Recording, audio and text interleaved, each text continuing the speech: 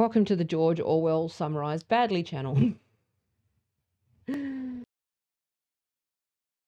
I'm going to go, Shannon. I'm sorry. It's not you. I'm not picking on you. So let's go in this tangent, shall we? If you have one thing that you're constantly fucking thinking about all of the time, one issue, I'm going to talk about the Cadbury fucking egg. It's not healthy. It is just a joke sometimes. Sometimes it's just a joke. I've been in like marketing, advertising, worked in agencies, all that stuff. It's just fucking creative. Chocolate has been equated with sex for fucking 100 years, and feminists get fucking up in arms about it all the time, and you sound like Christians. I'm sorry, but that fucking feedback is 100% on point. I sit there and it's like, can we play Radfem or Helen Lovejoy? Like, fuck me. I got into this, and again, it's not about the individuals. I'm just, riffing on the argument, right? Okay, let's have some fun. Fucking Cadbury cream egg ad. If people aren't familiar with it, it was basically two gay men having a pash with a cream egg in their mouth. And everyone's up in arms going, I don't know. It's like, fuck it. What? So I love it. Subversive. Chocolate has been equated in advertising with sex since the beginning. Not because of misogyny. Because the look of chocolate and the taste of chocolate and the experience of eating chocolate gives you the same rush of hormones as sex. Subversive and creative way of getting around fucking ad standards. Also, the only bad advertising is advertising that no one talks about. Quote me. By getting upset about it and talking about it, you make the ad more successful. They will win a Canley On fucking award. Okay? I'm going to talk about Grease for a minute, and it is related. When I was a kid, my fucking favourite movie was Grease 2. I was always 45 degrees from the middle, right? Most people, I loved Grease as well, and Grease 2. I was 10 years old watching Grease and Grease 2. Fucking loved that. Sung all the songs. Wore all the clothes. Fucking watched it on repeat. I was obsessed with the fucking thing. Then it came on the TV when I was about 22 years old. And my fucking face dropped to the floor. Because you know that scene with Rizzo and Kaniki where they're like in the car and he's like, oh, it broke. And I'm like, what broke? I don't understand what broke. That was me at 10. What broke? Oh, it must have been his fucking money or something. His wallet broke. I don't fucking know. Because it wasn't within my realm of imagination. I didn't know about that shit. Because I was a kid. And it's the same thing. And then I watched Grease and they're like, oh, all these sexual references and Rizzo being a slut. And I was like, I just liked the songs.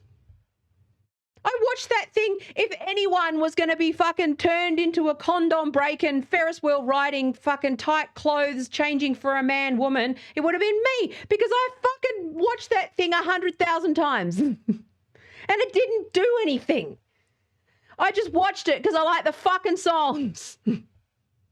So it is related to the Cadbury cream egg because one of the arguments I saw on Twitter from fucking feminists, right? And again, I love you feminists. I am one. There's no one feminism. But they were like, I don't like porn that's going to children. And I was like, well, hang on.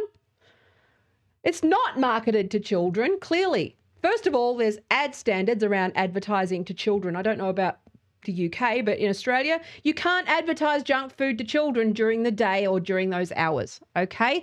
There's laws around those things. They wouldn't be allowed to put it on children. Now, online is a different matter. YouTube have that shit in place as well. It's subversive creative that plays on fucking the idea of sex and chocolate and misogyny and fucking all of that stuff. It's great creative. It's wonderful. And I thought it was wonderful. And then someone turned around and said, oh, it's like this. This was so disgusting. I don't even want to say it. But it's like, oh, gay men kissing and like the cream egg is oozing and it's got chocolate. And I'm like, what the fuck is wrong with you? And that's where Grease comes in. You don't even think it until someone imposes their fucking shit on you, so to speak. But you don't even think about it. And yes, it is important to have these conversations, okay? Yes, but if it's your whole fucking life and existence, you're obsessed. If you see every single thing through the lens of fucking patriarchy without jumping out of that lens and into others, then you don't have empathy. Because the ability to empathize is not, see, this is another thing that people get confused. Empathy is the ability to jump out of your perspective into somebody else's. Empathy is not fucking feeling or virtue signaling or being emotional and fucking bleeding all over everybody. Hemorrhaging fucking emotions over everybody and calling that empathy. That's not empathy. That's borderline personality disorder. I can't say those things. That is unhealthy. It's not good. That's not empathy. It's the opposite of that. The definition of empathy is the ability to live in someone else's shoes or put yourself in someone else's perspective. That's empathy. So if you're going around saying, I fucking hate this thing and this ad is just my worldview and that's fucking my reality is reality, then you don't have empathy. That's not gaslighting. That's just fucking fact. If you can't see other points of view, anyway. So